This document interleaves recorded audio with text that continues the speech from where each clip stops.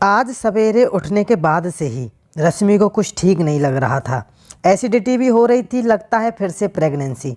6 दिन ऊपर हो चले, पीरियड्स भी नहीं आए। प्रेगनेंसी के बारे में सोचकर ही उसका दिल घबराने लगा। वो माँ बनना चाहती थी, लेकिन 5 साल से सूनी पड़ी उसकी गोद एक बार फिर हरी हो जाए। मगर पिछले 2 बार से उसे जिस पीड़ा का सामना करना पड़ रहा था, उसको याद आते ही उसका मन खिन्न हो गया। कहीं इस बार भी वही सब दोहराया गया तो हे ईश्वर मेरी रक्षा करना, कहकर वह गहरी सांस लेकर बिस्तर पर बैठ गई। गुड़िया और मनोज अभी सोए हुए थे। आज रविवार था, दोनों के लिए देर तक सोने का दिन था। माँ जी बड़े ताऊ जी के घर गई हुई थी, नवरात्रि चल रही थी। पोते के जन्म की मन्नत पूरी करने के लिए उनके यहाँ देवी का जागरण हो रहा था। जाते हुए माँ जी प्रसन्न नहीं थी। पता नहीं देवी हम पर कब कृपा करेगी, मुझे पोते का मुँह दिखा दे तो मैं भी जागरण कराऊँ। देवी माँ की परम भक्त माँ जी ने कोई मंदिर उपवास नहीं छोड़ा था। हालांकि घर हर तरह से संपन्न था, किसी चीज़ की कोई कमी नहीं थी। फिर भी माँ जी को लगता था कि देवी की उन पर कृपा नहीं है। तभी तो घर में उनके पोते की जगह 5 साल की पोती गुड़िया लिए बैठी थी। रश्मि की भरी पूरी ससुराल थी। 4 बहुओं में तीसरी थी माँ जी। सबके घर आसपास थे, साझा व्यापार था, रोज का साथ बैठना उठना था। हर घर की रत्ती रत्ती खबर दूसरे घर को रहती थी।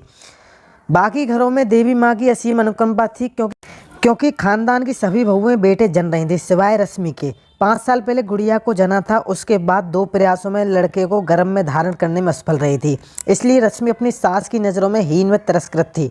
बाकी सभी बहुओं ने कैसे गर्भ में आई कन्या का सफाया कर लड़कों को पैदा करने का गौरव प्राप्त किया, ये बात रश्मि से छिपी नहीं थी। वो गर्भ परीक्षण कर लिंग भेद के आधार पर होने वाले गर्भपात की घोर विरोधी थी।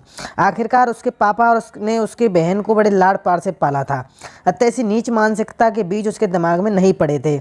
मगर उसकी संपन्न और पढ़ी लिखी ससुराल में तो माजरा ही उल्टा था। किसी न किसी घर में देवी माँ के नाम पर कुछ कर्मकांड होता ही रहता था। मगर जब बात देवी के रूप कन्या के जन्म की होती तो सबके मुंह उतर जाते थे। रश्मि को जब भी किसी भाभी के गर्भपात की खबर मिलती तो उसका मन भी घृणा और क्रोध से भर जाता। कोई ऐसा कैसे कर सकता है अपने बच्चे के साथ। मगर जब उसने पहली बार गर्भ धारण किया तो समझ में आया कि बेचारी भाभियों का कोई कसूर नहीं था। संयुक्त परिवार में घर के बड़ों के भीषण दबाव को झेलना कोई बच्चों का खेल नहीं। फिर घर में एक लाचार पशु सी बंधी बहू की हैसियत ही क्या है, जो अपना विरोध जताकर मुसीबतों को आमंत्रित करे। फिर भी रश्मि ने हिम्मत नहीं हारी। मनोज से बोली, प्लीज़, ये हमारा पहला बच्चा है, मैं इसे अवश्य जन्म दूंगी।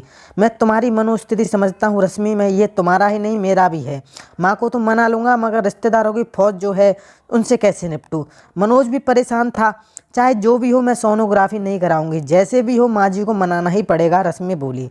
बच्चे को लेकर रश्मि किसी भी समझौते को तैयार नहीं थी। अतः एक योजना के तहत रश्मि मायके चली गई और जब माँ जी को उसके गर्भ की खबर लगी तब तक गर्भपात के लिए बहुत देर हो चुकी थी। पहला बच्चा था, इसलिए रश्मि की नासमझी का नाटक माँ जी समझ नहीं पाई। फिर गुड़िया का जन्म हुआ, जैसे माँ जी ने बुझे मन से स्वीकार कर लिया। उसके जन्म पर न तो कोई जागरण हुआ न बधाई के गीत गाए गए। मगर रश्मि और मनोज खुश थे। कोई करे ना करे वो, लेकिन अपनी बेटी से बहुत प्यार करते थे। 2 साल बाद रश्मि फिर गर्भवती हुई, पर इस बार माँ जी पूरी तरह सजग थी। वो पहली भूल को किसी भी कीमत पर दोहराना नहीं चाहती थी। रश्मि की छोटी सी छोटी हरकत भी उनकी पर नज़र थी। वो बच ना सकी। माँ के इमोशनल ड्रामे, रोने धोने से मनोज अनचाहे मन से ही रश्मि पर दबाव डालने लगा। रश्मि माँ को हर बार संभालने के लिए असंभव हूँ। पिछली बार में हमारी बात रह गई थी, लेकिन इस बार माँ के मन की हो जाने दो। घर का तनाव मुझसे बर्दाश्त नहीं होता। मैं शांति से जीना चाहता हूँ। घर की हर बात माँ जी रोध होकर पूरे कुटुंब के सामने ऐसे पेश करती जिससे सबकी नज़रें रश्मि और मनोज पर तन जाती। तब से अब तक 2 बार गर्भ हत्या का तंज झेल चुकी रश्मि फिर से उसी मोड़ पर आ खड़ी हुई। आप बीती सोचकर रश्मि का सिर भारी हो गया। वो रसोई में चाय बनाने चली। रसोई में काम वाली बाई सगुना बर्तन धो रही थी। चाय बनाते वक्त रश्मि को उल्टी आ गई। वो बाथरूम की ओर भागी। का दीदी, कोई खुशखबरी है का? सगुना रश्मि की शारीरिक भाषा से समझ गई थी। रजनीश ने उसे एक नज़र देखा पर कुछ ना कहा। रश्मि की चुप्पी को हाँ समझ सगुना ने अंदाज़ा पक्का मान लिया। चलो दीदी, अच्छा है। गुड़िया कब तक खेलेगी? उसे भी तो कोई साथी चाहे संग खेलन वास्ते। खेलने से अच्छा तेरे कितने बच्चे हैं? रश्मि ने पूछा। कितने का? बस एक ही बिटिया है मेरी, अब तो सयानी होगी, 10वीं में पढ़े है। बताते हुए सगुना का चेहरा गर्व से दमक उठा। क्यों दूसरा नहीं किया? उसके बाद का बताऊं दीदी, इसके जन्म पर इतनी क्लेश पड़ गई थी घर में। इसके बखत धोखे से डॉक्टर जांच करा दी मेरी। मैं ठहरी अनपढ़ गवार, मुझे तो कुछ पता नहीं था। छोरी जान पेट गिराने को पीछे पड़ गए कमीने, मगर मैं तैयार नहीं हुई। भलाओ बताओ दीदी, अगर मेरे माँ बाप मेरे साथ ऐसा करते तो मैं आती इस दुनिया में? फिर क्या हुआ? रश्मि उत्सुक थी। होना क्या था दीदी, मैंने अपनी सास और मर्द को जो खरी खोटी सुनाई कि पूछो मत। मैंने साफ कह दिया कि माना मैं गवार हूँ मगर हाथ पैर से सलामत हूँ, कैसे भी करके अपना और अपनी छोरी का पेट पाल लूँगी। तेरे दरवाजे पर न आऊँगी रोटी मांगने, मेरी कोख की तरफ आँख उठा के देखा तो अच्छा न होगा। बस मेरी सास ने मुझे घर से निकलवा दिया। और तेरे आदमी ने नहीं रोका तुझे? रश्मि ने पूछा। वो क्यों रोकता, वो तो अपनी माँ का पिछलग्गू था।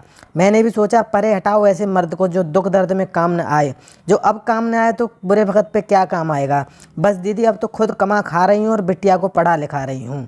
इसे दुनिया से कुछ उम्मीद मत रखो, इस तरह उसे बता रही हूँ। रश्मि सगुना की बातें सुन अवाक रह गई। इस बुराई की जड़ उसके घर तक ही नहीं, बस दूर गरीब बस्तियों में फैली हुई थी। तुम लोगों में भी होता है ये सब? रश्मि ने पूछा। होता क्यों नहीं दीदी, हम ठहरे गरीब, जिस सौदे में सिर पर खर्च आ पड़े कैसे भाएगा। खैर जाने दो, हम लोगों में तो ये सब चलता है। सगुना दर्द भरी आवाज़ में बोली। सगुना की आखिरी बात रश्मि के दिल को तीर की तरह भेद गई। इसे क्या पता गुड़िया के अस्तित्व की रक्षा के लिए कितने प्रयत्न करने पड़े थे।